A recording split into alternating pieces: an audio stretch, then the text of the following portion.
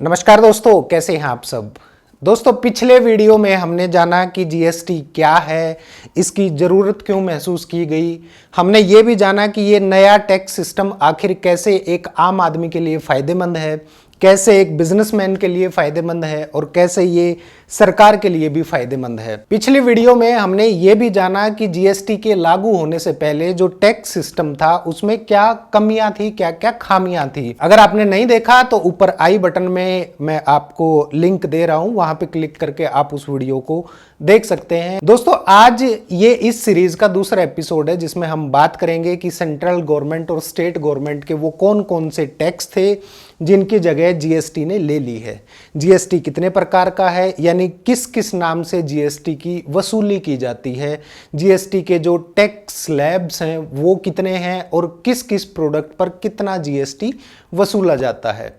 इसी वीडियो में हम ये भी जानेंगे कि ऐसे कौन कौन से व्यापारी हैं जिनके लिए जीएसटी का रजिस्ट्रेशन कंपलसरी है और कौन कौन से ऐसे बिजनेस हैं जिनमें अगर आपका टर्नओवर जीरो है तब भी जीएसटी रजिस्ट्रेशन जो है वो कंपलसरी है, और जीएसटी रिटर्न्स कितने प्रकार की होती हैं और किस किस को वो भरनी जरूरी होती हैं। दोस्तों, लगभग 36 से ज्यादा अलग अलग तरह के इनडायरेक्ट टैक्सेस थे जो सेंट्रल और स्टेट गवर्नमेंट प्रोडक्ट्स और सर्विसेज पर लेती थी, जिनको अब जीएसटी के अंदर शामिल कर दिया गया है। अब मैं आप सबको उन टैक्सेस के बारे में बताने जा रहा हूं जो सेंट्रल गवर्नमेंट लेती थी और अब उनको जीएसटी के साथ रिप्लेस कर दिया गया है। Central excise duty, duty of excise on medical and toilet preparations, additional duties of excise on goods of special importance, additional duties of excise on textile and textile products, duties of customs, special additional duties of customs, service tax, cess और surcharge. ये वो taxes हैं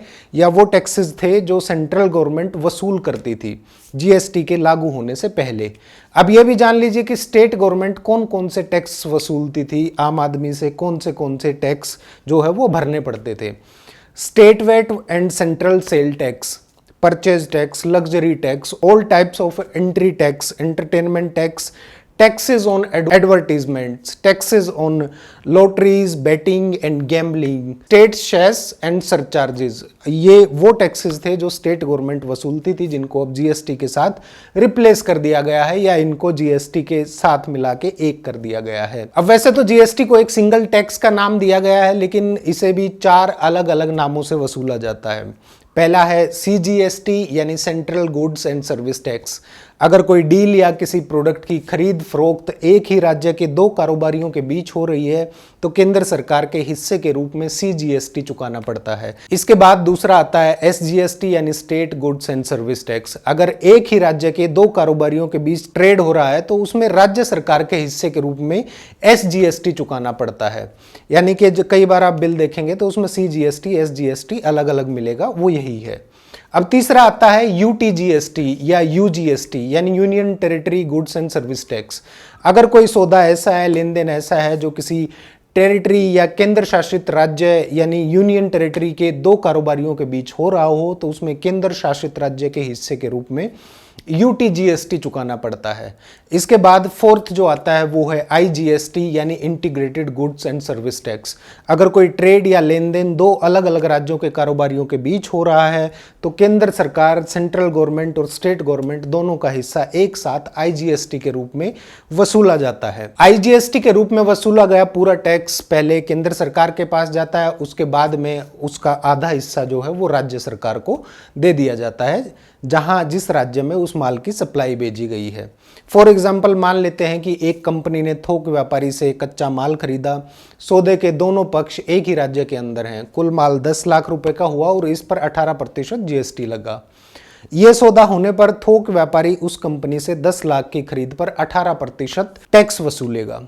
केंद्र और राज्य सरकार दोनों के टैक्स डिपार्टमेंट्स को वो आधा आधा यानी 90 हजार रुपए टैक्स जमा कर देगा। अब अगर यही सौदा 2 अलग अलग राज्यों के कारोबारियों के बीच होता तो सिर्फ आईजीएसटी के रूप में 1,80,000 रुपए केंद्र सरकार को देने पड़ेंगे। बाद में इसमें 90,000 रुपए उस राज्य को मिलेगा जिस राज्य के व्यापारी ने खरीदारी की थी। अब बात आती है जीएसटी स्लैब्स की, यानी जीएसटी के जो रेट्स हैं वो क्या है। जीएसटी काउंसिल ने डिफरेंट प्रोडक्ट्स के लिए जीएसटी के कुल 5 स्लैब मंजूर किए हैं, जिसमें पहला है 0% जीएसटी, जिसमें जीवन के लिए अत्यंत आवश्यक वस्तुओं और सेवाओं पर, जैसे कि अनाज, नमक, गुड़, ताज़ी सब्जियां जैसी जो प्रोडक्ट हैं उन पर 0% टैक्स निर्धारित किया है, यानी ये सब टैक्स फ्री हैं। इसके बाद सेकंड स्लैब आता है 5% का, 5% का, जिसमें जीवन के लिए सामान्य आवश्यक वस्तुओं और सेवाओं को डाला गया है, जैसे कि चीनी, तेल, मसाले, चाय, कॉफ़ी, खाद, उर्वरक वगैरह जो ये चीज़ें आते हैं, ऐसे प्रोडक्ट्स पर 5% जो है टैक्स वसूला जाता है। इसके बाद थर्ड स्लैब आता है 12% का, जिसमें रोज़मर्रा के जीवन में काम आने वाली वस्तुएं या प्रोडक्ट्स या सर्विसेज को रखा गया है, सेवाओं को रखा गया है। इसमें आती हैं नमकीन, दंत मंजन, छाता, दवाइयाँ जैसी जो प्रोडक्ट्स होते हैं वो इसके अंदर आते हैं।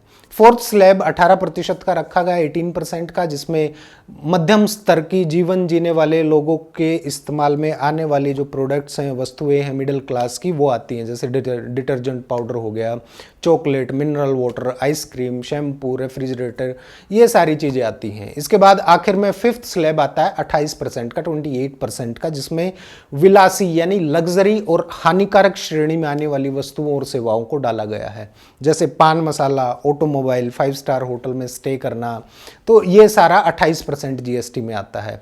अब यहाँ पर नोट करने वाली बात यह है कि जीएसटी टैक्स सिस्टम में जो एसेंशियल्स आइटम है या जो अति आवश्यक प्रोडक्ट्स हैं उन पर 0 या कम टैक्स लगाकर, और लग्जरी या जीवन के लिए कम महत्व रखने वाली वस्तुएं या प्रोडक्ट्स पर ज़्यादा से ज़्यादा टैक्स लगाकर जीएसटी को ज़्यादा से ज़्यादा न्यायपूर्ण बनाने की कोशिश की गई है।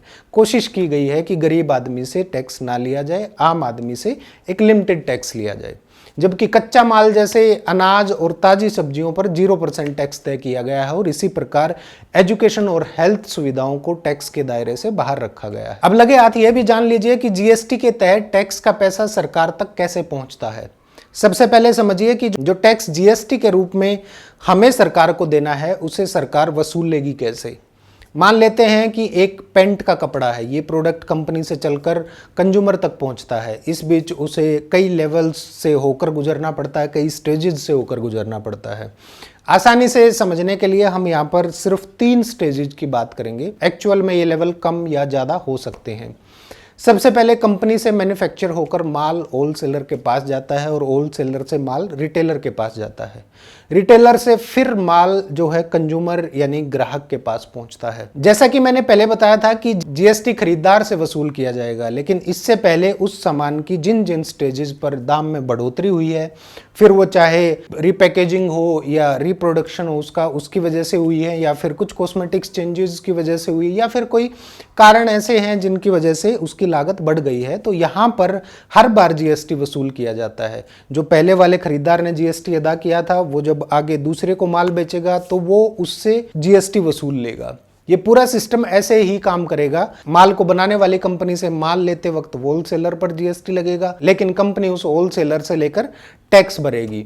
आगे होलसेलर से माल लेते वक्त रिटेलर पर जीएसटी लगेगा, लेकिन कंडीशन वही है, यहाँ भी होलसेलर रिटेलर से टैक्स की वसूली करेगा और टैक्स को भरेगा। अब रिटेलर से माल लेते वक्त कंज्यूमर जीएसटी अदा करेगा और रिटेलर पर टैक्स भरने की जिम्मेदारी होगी, और आखिर में जब वो माल कंज्यूमर को बेचा जाएगा तो उसके प्राइस में जीएसटी इंक्लूडेड होगा, जो कि ऑटोमेटिकली रिटेलर के पास आ जाएगा और कंज्यूमर की टैक्स भरने की जिम्मेदारी खत्म हो जाएगी। अब यहां पर एक क्वेश्चन आता है कि माल की खरीदारी के प्रोसेस में जीएसटी तो सबने अदा किया, पहले होलसेलर ने, फिर रिटेलर ने और फिर कंज्यूमर ने, तो फिर जो पहले बताया गया कि सिर्फ कंज्यूमर जीएसटी अदा करेगा, उसका क्या फंडा है, आइए इसको भी समझते हैं। दरअसल होलसेलर और रिटेलर ने अपनी बारी में जो जीएसटी जमा किया था उसे वो आगे चलकर टैक्स क्रेडिट के माध्यम से, टैक्स क्रेडिट के थ्रू सरकार से रिफंड ले लेगा, वापस पा लेगा। जीएसटी का मंथली रिटर्न भरते समय वो इसे अपने ऊपर बन रही लायबिलिटीज या देनदारी में एडजस्ट करा सकते हैं। ये जो टैक्स के एडजस्ट होने की प्रोसेस है, इसे ही जीएसटी में टैक्स क्रेडिट सिस्टम का नाम दिया गया है, टैक्स क्रेडिट सिस्टम कहा गया है, टीसीएस कहा गया है। इस टैक्स क्रेडिट की फैसिलिटी का फायदा बीच के लेवल्स में आने वाले व्यापारी तभी उठा पाएंगे जब उनके पास उन स्टेजेस पर की गई बिक्री की रसीदें होंगी, क्योंकि जो खरीदार होगा उसकी भी रसीद सरकार के पास ऑनलाइन मौजूद होगी और जिसने बेचा है उसकी भी जो है रसीदें सरकार के पास ऑनलाइन होंगी। जब दोनों पार्टीज की रसीदों का मिलान सही होगा तभी उन बीच वाले बिजनेसमैन को टैक्स क्रेडिट का फायदा मिल सकेगा। अब आती है सबसे जरूरी बात, आखिर किन कारोबारियों के लिए जीएसटी रजिस्ट्रेशन करवाना जरूरी है। जीएसटी रजिस्ट्रेशन करवाने की अनिवार्यता 2 शर्तों के हिसाब से तय की गई है। पहली है सामान्य कारोबारियों के लिए टर्नओवर की लिमिट के हिसाब से। नॉर्मल स्टेट्स के कारोबारियों को सालाना 40 लाख रुपए टर्नओवर होने पर जीएसटी में रजिस्ट्रेशन लेना कंपलसरी है। इसमें जो विशेष राज्यों को छोड़कर बचे सभी राज्यों को सामान्य राज्य माना गया है। विशेष राज्यों में आते हैं जम्मू कश्मीर, असम, अरुणाचल प्रदेश, मणिपुर, मेघालय, मिजोरम, नागालैंड, सिक्किम, त्रिपुरा, उत्तराखंड और हिमाचल प्रदेश आते हैं। विशेष राज्यों के कारोबारियों को सालाना 20 लाख रुपए जो है उस 20 लाख रुपए तक का टर्नओवर होने पर जीएसटी रजिस्ट्रेशन करवाना कंपलसरी है। इसके अलावा कुछ खास तरह की स्पेशल कैटेगरी हैं जिसमें किए गए बिजनेस पर बिना टर्नओवर की शर्त के भी रजिस्ट्रेशन जरूरी है। जैसे इंटरस्टेट सप्लायर्स, यानी जो लोग सामान या सेवाओं की दूसरे राज्यों को बिक्री करते हैं, उन्हें जीएसटी में रजिस्ट्रेशन लेना कंपलसरी होता है, भले ही उनका टर्नओवर कितना भी हो, चाहे 0 हो या कितने भी अधिक हो। कैजुअल टैक्सेबल पर्सन, यानी जो लोग बिना किसी निश्चित स्थान के अलग अलग राज्यों में जाकर जो सीजनल कारोबारी होते हैं, सीजन के हिसाब से जो कारोबार करते हैं, जैसे गर्म कपड़ों वाले कभी किसी स्टेट में पहुंच गए, कभी किसी स्टेट में, उन्हें एक बार में 90 दिन के लिए रजिस्ट्रेशन मिलता है, जिसे बाद में आगे बढ़वाया जा सकता है। जीएसटी में कैजुअल टैक्सेबल पर्सन क्या होता है, इसके बारे में आगे कभी अलग से एक वीडियो में मैं आप सभी लोगों को बताऊंगा किसी दिन। रिवर्स जीएसटी वसूलने वालों के लिए भी ये कंपलसरी होता है। सामान्य रूप से जीएसटी में टैक्स वसूलने का जिम्मा सामान या सेवा बेचने वाले का होता है, लेकिन कुछ खास तरह के मामलों में जीएसटी वसूलने का जिम्मा उन कारोबारियों का होता है जो कि माल या सेवा खरीद रहे हैं। ये उल्टे हिसाब से जीएसटी वसूलने को रिवर्स जीएसटी कहा गया है। रिवर्स जीएसटी वाले कारोबारियों को भी जीएसटी में रजिस्ट्रेशन लेना अनिवार्य होता है, कंपलसरी होता है। जीएसटी में रिवर्स चार्ज क्या है और कब लागू होगा, इसको भी अलग से एक वीडियो में कभी बताऊंगा। रजिस्टर्ड कारोबारी के एजेंट, यानी जीएसटी में रजिस्टर्ड किसी कारोबारी के एजेंट के रूप में काम करने वाले कारोबारियों को भी रजिस्ट्रेशन लेना कंपलसरी होता है, अनिवार्य होता है, जिनको जीएसटी में प्रिंसिपल और एजेंट कहते हैं। ये क्या होते हैं अलग से किसी वीडियो में फिर कभी बताऊंगा। डिस्ट्रीब्यूटर्स या इनपुट सर्विस डिस्ट्रीब्यूटर्स, यानी किसी एक हेड ऑफिस या लोकल ऑफिस की ओर से माल की खरीद करके कई अलग अलग सेंटरों से सामान बेचने वाले कारोबारियों को भी जीएसटी में रजिस्ट्रेशन लेना कंपलसरी होता है। इन्हें इनपुट सर्विस डिस्ट्रीब्यूटर भी कहते हैं, क्योंकि ये जीएसटी का भुगतान करने के लिए हेड ऑफिस को मिले इनपुट क्रेडिट्स का इस्तेमाल कर सकते हैं।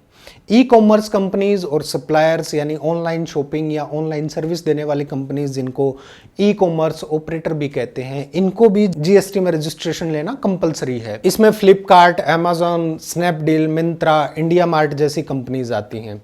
एग्रीगेटर्स, यानी अपनी वेबसाइट या पोर्टल पर लिंक के द्वारा दूसरी कंपनियों की सर्विसेज या प्रोडक्ट तक ले जाने वाली कंपनीज को एग्रीगेटर कहते हैं। ऐसी कंपनियां दूसरी कंपनियों के प्रोडक्ट्स की विशेषताएं बताती हैं, उनका कंपैरिजन करती हैं और प्रोडक्ट को खरीदने के लिए लिंक भी उपलब्ध कराती हैं, जैसे पॉलिसी बाजार हो गया, पैसा बाजार हो गया, ओला या उबर जैसी जो सर्विसेज प्रोवाइडर होते हैं वो हो गए। OIDAR सर्विस देने वाली कंपनियां, OIDAR सर्विस का फुल फॉर्म होता है online information database access and retrieval services. ये दूसरे किसी देश से इंटरनेट या नेटवर्किंग के माध्यम से सेवाएं देने वाली कंपनियां होती हैं, जैसे ऑनलाइन कोर्स, म्यूजिक वीडियो या movies, e books, cloud services, data storage, ये जो फैसिलिटी प्रोवाइड कराती हैं वो कंपनियां इसके अंतर्गत आती हैं। इनके लिए भी रजिस्ट्रेशन जो है कंपलसरी होता है। अब बात आती है जीएसटी रिटर्न्स की कि कितने प्रकार की होती है और किस किस को कौन कौन सी रिटर्न भरनी होती है। कुल 9 तरह की जीएसटी रिटर्न्स होती हैं। किसी फाइनेंशियल ईयर के दौरान जो भी आप खरीदते और बेचते हैं उसका लेखा जोखा सरकार को देना पड़ता है, और ये जो डिटेल्स हैं, ये जो विवरण आप जीएसटी रिटर्न फॉर्म में भरकर जमा करते हैं। अलग अलग कैटेगरी के बिजनेस के लिए अलग अलग तरह के जीएसटी रिटर्न फॉर्म जो हैं वो भरकर जमा करने पड़ते हैं। आइए इनको भी जान लेते हैं कि कौन से रिटर्न जो हैं भरे जाते हैं। सबसे पहले है GSTR-1 जो कि सभी नॉर्मल जीएसटी रजिस्ट्रेशन वाले कारोबारियों और कैजुअल टैक्सेबल पर्सन को दाखिल करनी पड़ती है, जिन्होंने जीएसटी की QRMP स्कीम यानी quarterly return filing and monthly payment of taxes अपना रखी है। उन्हें हर तिमाही पर रिटर्न फॉर्म GSTR-1 भरकर जमा करना पड़ता है, और जिन्होंने QRMP स्कीम नहीं ले रखी उन्हें हर महीने GSTR-1 रिटर्न फॉर्म भरकर जमा कराना पड़ता है। GSTR-2 और GSTR-3 इन दोनों रिटर्न्स पर फिलहाल सरकार ने रोक लगा रखी है। शुरुआती दौर में जब जीएसटी लागू हुआ उस समय में कारोबारियों को जीएसटी सिस्टम की जो डिफिकल्टीज थी, जटिलताएं थी, उनसे बचाने के लिए सरकार ने इन्हें स्थगित कर दिया है और हो सकता है इन्हें स्थायी तौर पर बंद भी कर दिया जाए। इसलिए इनके बारे में हम ज़्यादा डिटेल में बात नहीं करेंगे क्योंकि कोई मतलब नहीं बनता, क्या पता कब बंद हो जाए, फिलहाल तो भरी नहीं जा रही। वैसे GSTR-2 रिटर्न जो होती थी उसमें हर महीने की परचेज की डिटेल्स भरकर जमा करनी पड़ती थी, और GSTR-3 में हर महीने की सेल और जो परचेज थी उनकी ब्रीफ डिटेल देनी होती थी। GSTR-3 भी सभी जीएसटी रजिस्टर्ड सामान्य कारोबारियों को GSTR-1 से भी पहले GSTR-3B को भरकर जमा कराना पड़ता है। इस रिटर्न फॉर्म में कारोबारियों को अपनी सेल और परचेज का जो है मोटा मोटा विवरण देना पड़ता है, मोटी मोटी ब्रीफिंग देनी पड़ती है। साथ ही चुकाए गए टैक्स और जो इनपुट क्रेडिट्स जो टैक्स के यूज किए गए हैं और टैक्स देनदारियों के बारे में भी इसी में जानकारी देनी होती है। GSTR-4 जो होती है वो जीएसटी के तहत कंपोजिशन स्कीम लेने वाले कारोबारियों को हर फाइनेंशियल ईयर के एंड में ये रिटर्न फॉर्म GSTR-4 भरकर जमा करना पड़ता है। इसमें बस आपको अपने टर्नओवर के हिसाब से एक फिक्स्ड जो रेट होता है उस पर जीएसटी टैक्स जमा कर देना होता है। GSTR-4 ने शुरुआती दौर में निर्धारित किए गए GSTR-9A की जगह ले ली है, जो कि फाइनेंशियल ईयर 2019-20 तक कंपोजिशन स्कीम वाले कारोबारियों के सालाना रिटर्न के रूप में जमा होता था।